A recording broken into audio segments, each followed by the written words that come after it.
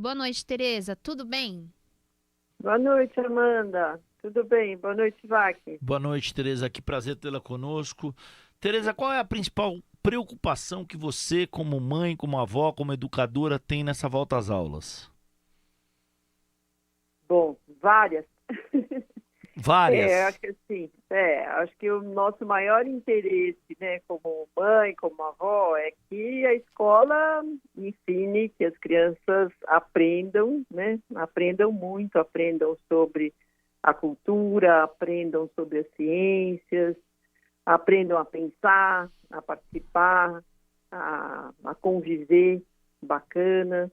A gente está tendo vários problemas de convivência nesse retorno às aulas, né?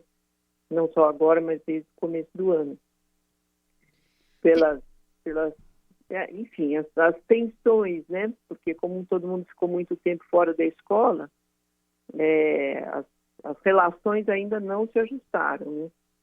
Tereza, a gente ainda tá com receio da pandemia? Você acredita que esse medo, né? Os pais aí nervosos com a questão da máscara, agora tem a questão da varíola dos macacos também. A gente ainda tem receio? Sim, eu acho que a gente tem bastante receio com esse contágio, tem que cuidar, tem que usar máscara, tem que lavar as mãos. Agora, eu acho que a gente também tem que aprender a conviver com isso e não fazer dessas questões uma armadilha para ficar em casa, para não ir para a escola, para não fechar a escola, né? Eu acho que não pode ser, acho que a gente tem que aprender a conviver com isso. Porque toda a previsão é que outras pandemias virão, né? E a gente não pode deixar de aprender. Você aí que é pai, você que é mãe, você que é avô, avó, você que está nos ouvindo, volta às aulas, pandemia, muitas crianças alfabetizadas aí durante a pandemia, né? A gente vê agora esse ciclo de retomada para valer, primeiro semestre já para valer, agora no segundo semestre mais ainda. Sim. Quais são os sinais que os pais precisam ficar muito, muito, muito atentos? E como é que se pode cobrar dos pais uma leitura com esse grau de atenção que a situação dos filhos exige, Teresa? Olha, eu acho que a participação dos pais na escola é fundamental. Participar das reuniões e ver como é que está a saída da escola, a entrada da escola, ver se as pessoas se respeitam na escola, isso é essencial. Essa convivência, o relacionamento é fundamental. Ter acesso aos professores, saber que as crianças estão aprendendo, o que esses adolescentes estão aprendendo. Essa interação, ela provoca a escola a agir também cada vez melhor. Então, acho que participação e o diálogo e conversar e saber mesmo, né, o que está sendo aprendido, quais são as intenções da escola, que caminhos estão sendo percorridos, ouvir muitos filhos, os Uhum. netos, as netas, porque é, com a escuta, né, a gente sabe qual é a qualidade da escola. Então, se eu estou afim de ir para a escola e estou animado e vou para a escola e, de fato, entro no espaço da escola, isso é um bom sinal. Sinal de que a escola está me alimentando de alguma coisa. Então, se a criança não quer ir para a escola, está reticente, o que está acontecendo? Às vezes pode ter questões de relacionamento lá dentro, entre os colegas, pode ter questão de relacionamento com os professores, com as Bullying. professoras, bullying.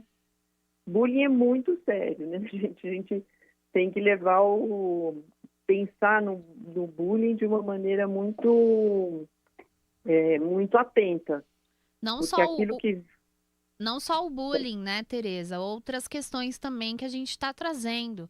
Questões sobre preconceito, racismo, o aluno que avança aí para cima da professora, então aquele jovem que não consegue lidar aí com a sua raiva, com a euforia do momento e tudo mais. Enfim, são muitas questões que a gente está colocando em pauta agora, né? Muita Preocupações agora coisa. com a varíola dos macacos. O Ministério da Saúde, por exemplo, recomendou que as grávidas, as lactantes e as puérperas usem máscaras. Sim. Você tem alguns cenários que vão se transformando, né, Teresa? Então, o cenário é bem complexo. O cenário vou falar um pouco dessa primeira parte que a Amanda puxou, das questões de preconceito que vão acumulando na escola. O racismo é terrível, porque é você considerar o outro inferior, né? Por sua cultura, por sua cor, e isso vai tendo marcas profundas nas pessoas. Então, essas brincadeiras que muitas vezes, não, é brincadeira, é só um apelido, é coisa de criança, nem sempre isso às vezes cresce e deixa de ser coisa de, quer dizer, não é uma coisa de criança, é uma coisa que não é razoável, né? A gente tem que conviver de uma maneira com civilidade. Então, a escola precisa estar atenta a isso para intervir, para criar o diálogo e deixar as questões claras, como a família também não pode aceitar que isso seja assim mesmo, né? Tanto em relação à questão racial, como em relação à homofobia, todos esses xingamentos, eles vão marcando muito a vida das pessoas, né? Sim.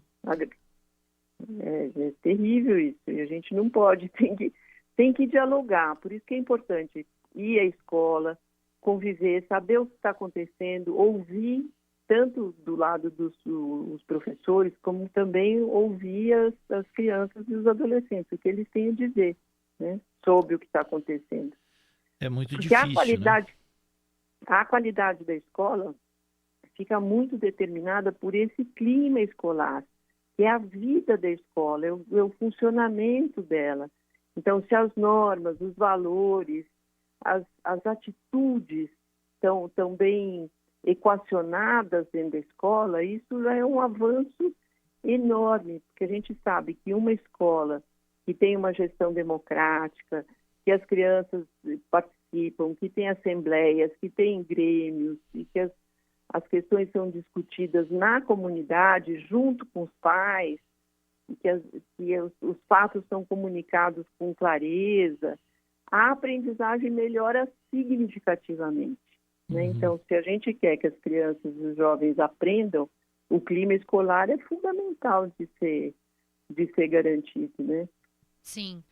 Outra coisa importante também de falar, Tereza, é que muitas vezes na reunião dos pais, né, os pais aí estão trabalhando e tudo mais, mas é importante que esse pai, mesmo que ele não possa ir nessa reunião em determinado dia, porque em tal horário que ele está no trabalho, que ele arrume um tempinho, seja no período da noite, quando está chegando do trabalho, para ir na escola para saber como o filho tá, né?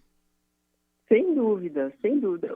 O ideal é ir à reunião mesmo, né? Uhum. Porque aí você conhece os outros pais também, pode fazer combinados de sair, combinados de passeio, não deixar que a escola só fique reclamando, mostre as coisas boas, né? Mas o que a escola está fazendo de bom? Porque às vezes tem reunião de pais que só fica reclamando dos alunos, né? Eu lembro... Mas,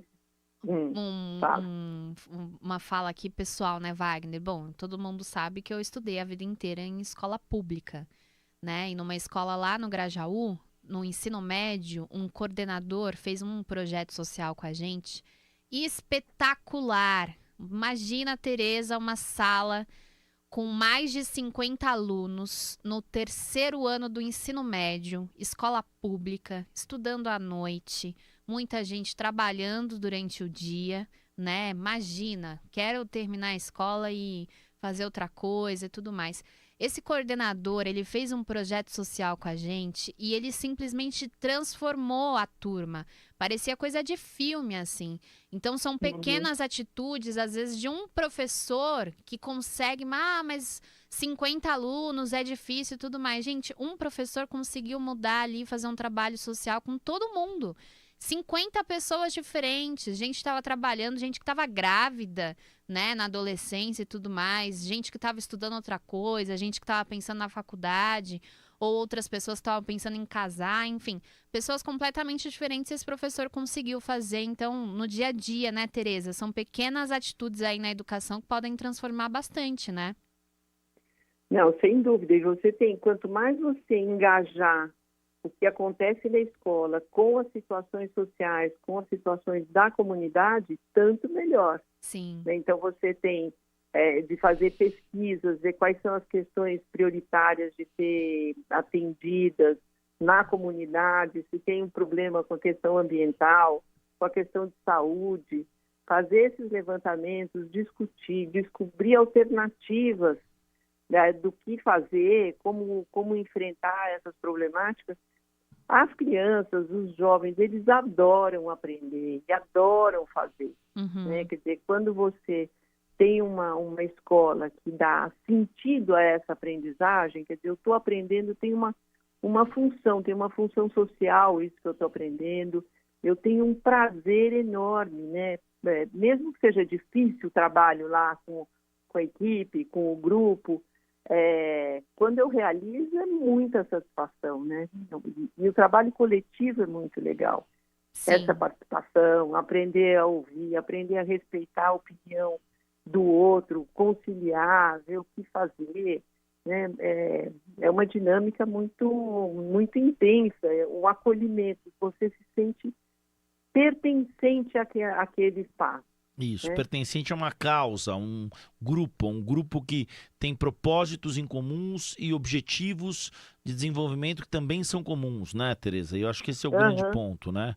Todo mundo quer uma educação melhor, todo mundo quer uma educação mais inclusiva, uma educação mais solidária, que as crianças tenham uma visão mais humana do mundo, que as crianças tenham uma visão mais ampla do universo que as abarca e por aí vai, né? E não adianta a escola falar que quer isso e não fazer isso. Do mesmo jeito que as famílias, falar o que quer, mas não exercer isso que quer, né? O discurso tem que ser coerente com a prática. O discurso tem que ser coerente com a prática. Eu tenho que fazer o que eu quero. Então, se eu quero meu filho, minha filha atuantes, que sejam participativos, que tenham uma fala, que saibam escolher o que querem na vida, né, a longo prazo, eu tenho que fazer isso também em casa, né? Quer dizer, ouvir, compartilhar as ideias. Nossa, ser exemplo, né?